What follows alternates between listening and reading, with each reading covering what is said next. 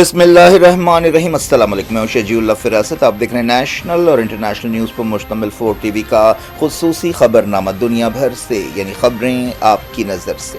سب سے پہلے head lines.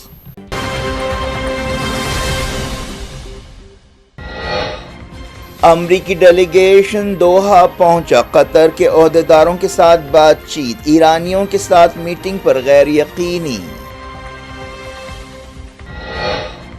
Iran کو $6 بلین کے فنڈز جاری نہیں کیے گئے، قطر نے دی صفائی۔ ٹرمپ نے کہا تہران نے نیوکلیئر ہتھیار نہ رکھنے کا وعدہ کیا۔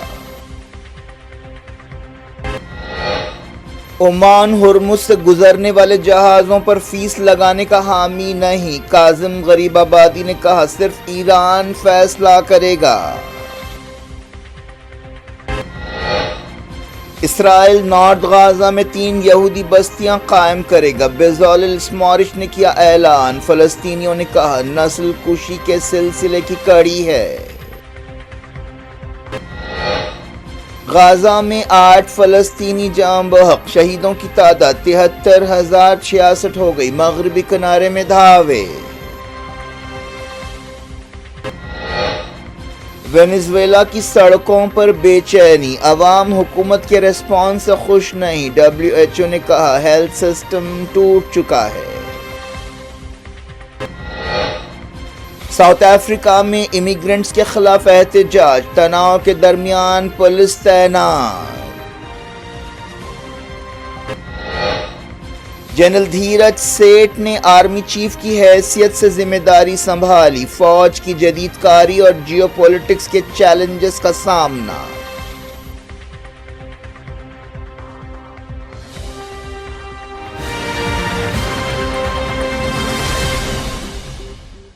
ہیڈ لائن سے آپ نے دیکھی، اب خبروں کی تفصیل کی طرف آپ کو لیے چلتے ہیں۔ ایران اور امریکہ کے درمیان قطر بات چیت کے تعلق سے الجھن پائی جاتی ہے۔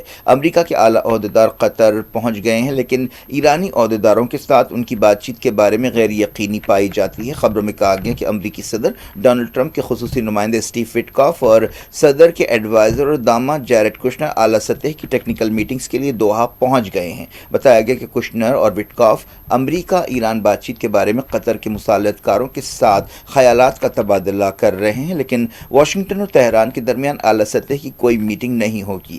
قطر کی وزارت خارجہ کے ترجمان نے کنفرم کیا کہ وٹکاف اور جیریڈ کشنر دوحہ میں ہیں، وہ قطر کے عہدیداروں سے بات چیت کر رہے ہیں، وہ لبنان اور ایران کے ساتھ بات چیت اور پائیدار جنگ بندی کے بارے میں خیالات کا تبادلہ کر رہے ہیں۔ وزارت خارجہ کے ترجمان ماجد انصاری نے دوحہ میں یہ بات صاف کی کہ امریکی ڈیلیگیشن ایرانیوں کے ساتھ ڈائریکٹ بات چیت نہیں کرے گا۔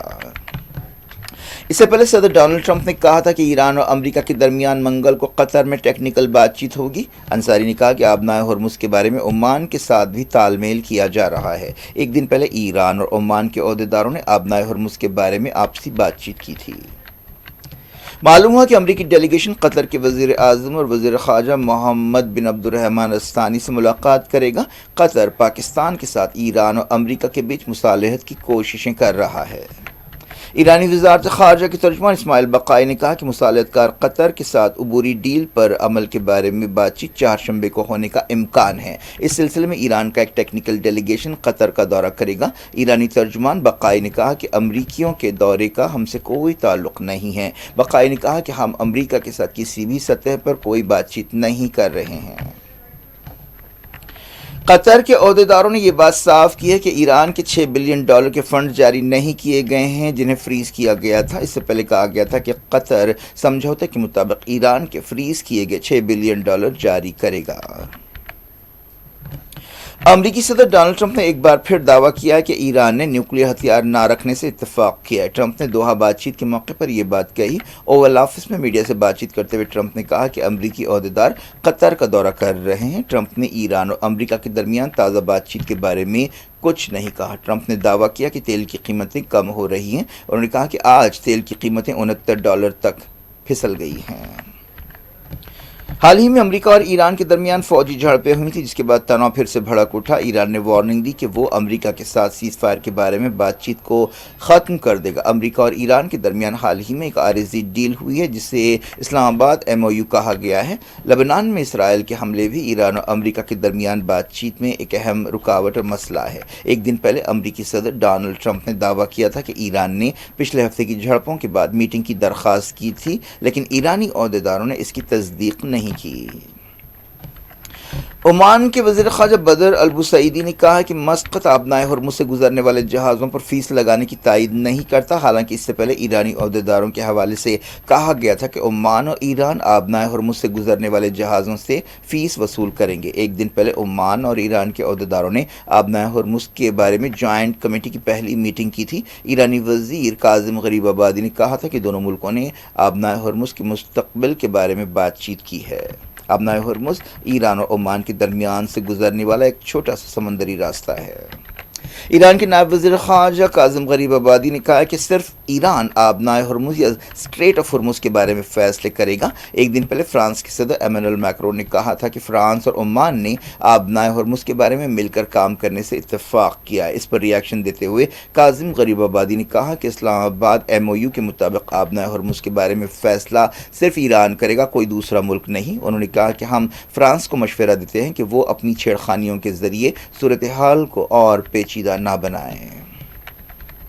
اسرائیل نے نارتھ غازہ میں 3 یہودی بستیاں قائم کرنے کا اعلان کیا۔ اسرائیلی وزیر فائنانس بیزلیل سموٹریچ نے یہ اعلان کیا، جس پر فلسطینی تنظیموں نے سخت ریاکشن دیا۔ فلسطین کی مزاحمتی تنظیموں نے ایک بیان میں سموٹریچ کے اس اعلان کو نشانہ بنایا اور کہا کہ یہ نسل کشی کی جنگ کے سلسلے کی کڑی ہے۔ انہوں نے کہا کہ یہ بہت خطرناک بات ہے جس کا مقصد صلح کی کوششوں کو سبوتاژ کرنا ہے۔ تنظیموں نے اسرائیلی وزیر اعظم بنجامن نیتن یاہو پر الزام لگایا کہ وہ جنگی جرائم کر رہے ہیں۔ سموٹریچ نے پیر کو اعلان کیا تھا۔ انہوں نے کہا تھا کہ وزیر اعظم بنجامن نیتن یاہو اور سیکیورٹی وزارت نے اس تجویز کو منظوری دے دی ہے۔ سموٹریچ نے ایکس پر کہا کہ وزارت دفاع کی ہدایت پر یہودی بستیوں کی تعمیر کا کام شروع کر دیا گیا ہے۔ انہوں نے ایک ویڈیو بھی جاری کیا۔ غازہ میں اسرائیلی حملے جاری ہیں۔ فلسطین انفارمیشن سینٹر نے بتایا کہ پچھلے 24 گھنٹوں میں 8 فلسطینی شہید ہوئے ہیں اور 26 زخمی ہوئے ہیں۔ اس دوران بتایا گیا کہ 7 اکتوبر 2023 کے بعد سے جاں بحق فلسطینیوں کی تعداد 73,066 ہو گئی ہے۔ اسرائیل ہر روز غازہ میں جنگ بندی کی خلاف ورزیاں کر رہا ہے اور تعجب کی بات یہ ہے کہ دنیا اسرائیل کو روکنے میں ناکام رہی ہے۔ وینیزویلا میں حکومت کے خلاف عوام کا غصہ بڑھتا جا رہا ہے، جو زلزلے کے بعد کی صورتحال سے اور حکومت کے رسپانس سے خوش نہیں ہیں۔ عہدیدار اب بھی ملبے کی صفائی کر رہے ہیں۔ بتایا گیا کہ زلزلے سے مرنے والوں کی تعداد بڑھ کر کم سے کم 1700 ہو گئی ہے اور ہزاروں لوگ اب بھی لاپتہ ہیں۔ عبوری صدر ڈیلسی روڈرگز نے زلزلے کو وینیزویلا کی تاریخ کی سب سے بڑی قدرتی آفت قرار دیا ہے۔ کئی خاندان سڑکوں پر ہے۔ ایسے لوگوں کا کہنا ہے کہ وہ تمام امیدیں کھوتے جا رہے ہیں۔ ان میں سے کئی لوگ اپنے رشتہ داروں سے محروم ہو چکے ہیں۔ ہاسپٹلز میں بھی لوگوں کا ہجوم ہے جو اپنے پیاروں کو کھوج رہا ہے جو لاپتہ ہیں۔ کسی نے اپنی بہن کو، کسی نے بھائی کو، کسی نے ماں کو، کسی نے باپ کو، کسی نے بیوی کو، کسی نے بچوں کو کھویا ہے۔ ہزاروں لوگ لاپتہ ہیں۔ اس زلزلے سے وینیزویلا کے مسائل میں اضافہ ہوا ہے جو پہلے ہی معاشی اور سیاسی بحران کا شکار ہے۔ کئی ملک زلزلے سے متاثرہ وینیزویلا کی مدد کر رہے ہیں۔ انڈیا کی فوج نے بھی وینیزویلا کے دارالحکومت کراکاس میں ایک فیلڈ ہاسپٹل قائم کیا ہے۔ WHO نے کہا کہ وینیزویلا کا ہیلتھ سسٹم ٹوٹ چکا ہے اور وہ زلزلے سے بعد کی صورتحال سے نہیں نمٹ پا رہا ہے۔ ساؤتھ افریقہ میں امیگرینٹس کے خلاف احتجاج سے تناؤ پیدا ہو گیا ہے۔ کئی شہروں میں پولیس کو تعینات کر دیا گیا ہے۔ امیگریشن کے مخالف گروپوں نے منگل کو بڑے پیمانے پر احتجاج کیا۔ ان گروپوں نے دستاویزات نہ رکھنے والے غیر ملکیوں کو ملک چھوڑ دینے کے لیے 1 مہینے پہلے مہلت دی تھی جو منگل کو ختم ہو رہی تھی۔ ساؤتھ افریقہ کی حکومت نے ان گروپوں کی سرگرمیوں کو غیر قانونی قرار دیا ہے۔ صدر سائرل راماپھوسا نے کہا کہ احتجاج کے حق کا یہ مطلب نہیں ہے کہ لوگوں کو دھمکیاں دی جائیں یا غنڈہ گردی کی جائے۔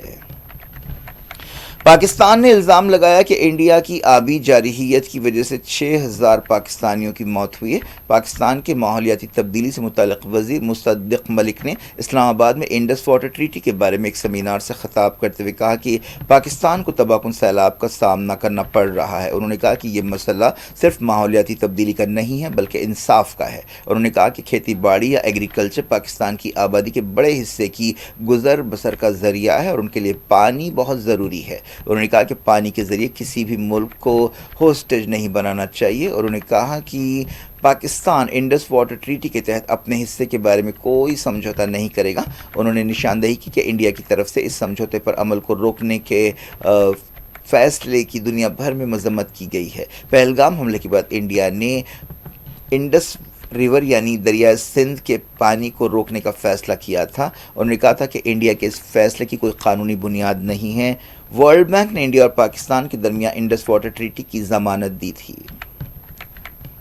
جنرل دھیرج سیٹھ نے نئے چیف آف آرمی اسٹاف کی حیثیت سے ذمہ داری سنبھال لی ہے۔ وہ ایک ایسے وقت آرمی چیف بنے ہیں جب جنگی طریقوں میں یا وارفیئر کے طریقوں میں بڑے پیمانے پر تبدیلی آ رہی ہے اور انڈیا ڈیفنس کے شعبے میں اپنے پیروں پر کھڑا ہونے کے لیے تیار ہے۔ انہوں نے جنرل اپیندر دویدی کی جگہ لی۔ جنرل دھیرج سیٹھ 31ویں آرمی چیف ہوں گے۔ جنرل دویندر اپیدی 40 سال سے زیادہ عرصے کے کیریئر کے بعد ریٹائر ہوئے ہیں۔ جنرل دھیرج سیٹھ نیشنل ڈیفنس اکیڈمی پونے سے پڑھے ہوئے ہیں۔ وہ دسمبر 1986 میں فوج میں شامل ہوئے تھے۔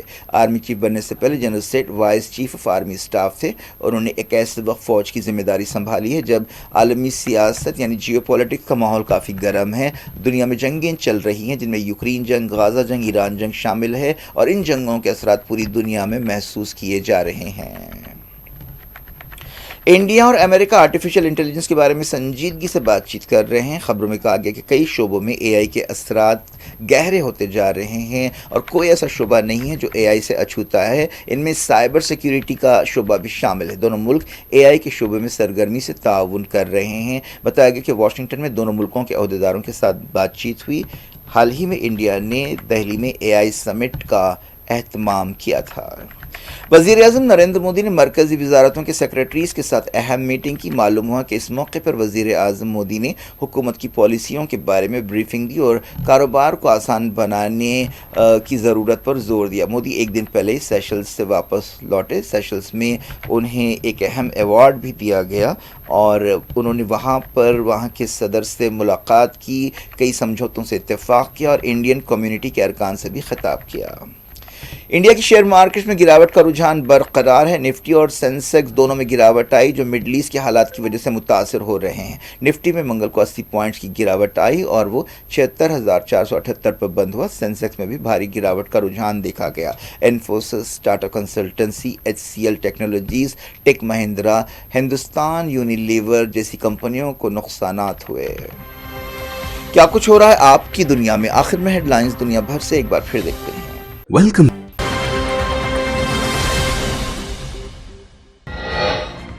امریکی ڈیلیگیشن دوحہ پہنچا۔ قطر کے عہدیداروں کے ساتھ بات چیت۔ ایرانیوں کے ساتھ میٹنگ پر غیر یقینی۔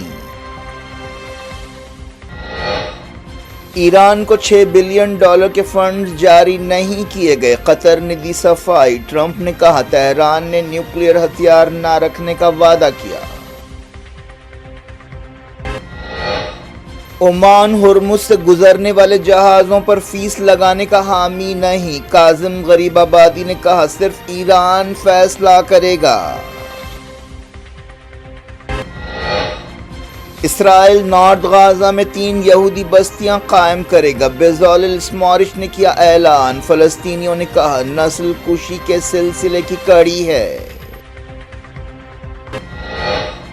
غازہ میں 8 فلسطینی جاں بحق۔ شہیدوں کی تعداد 73,066 ہو گئی۔ مغربی کنارے میں دھاوے۔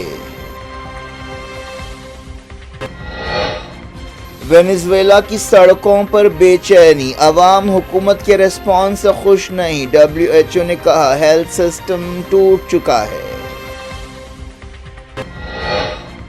ساؤتھ افریقہ میں امیگرنٹس کے خلاف احتجاج۔ تناؤ کے درمیان پولیس تعینات۔ जनरल धीरज सेठ ने आर्मी चीफ की हैसियत से जिम्मेदारी संभाली, फौज की जदीदकारी और जियोपॉलिटिक्स के चैलेंजेस का सामना।